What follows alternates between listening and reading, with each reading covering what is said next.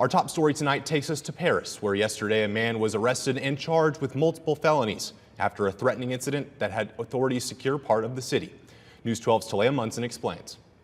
The Paris Police Department responded to a man with a gun call Saturday afternoon, according to a press release. The area surrounding a store and about 2 city blocks was secured by authorities, including Paris Fire and EMS departments, Lamar County Sheriff deputies, and Texas DPS officers for several hours. Witnesses say the suspect, now identified as Jesse Thompson, approached employees of Swaim Hardware, asking for the owner. Thompson then allegedly raised an AR-type gun toward the owner, and some employees intervened by tackling Thompson and taking control of the weapon. Witnesses also say that Thompson attempted to pull a semi-automatic gun from within his clothing during the struggle, but was unsuccessful. After officers took Thompson into custody, they searched a rented van they determined he had driven to the business. They found an electronic device beeping and requested assistance from the Plano Police Department Bomb Squad. When they arrived, they determined none of the items were likely explosives, but they destroyed some of the items on site as precaution.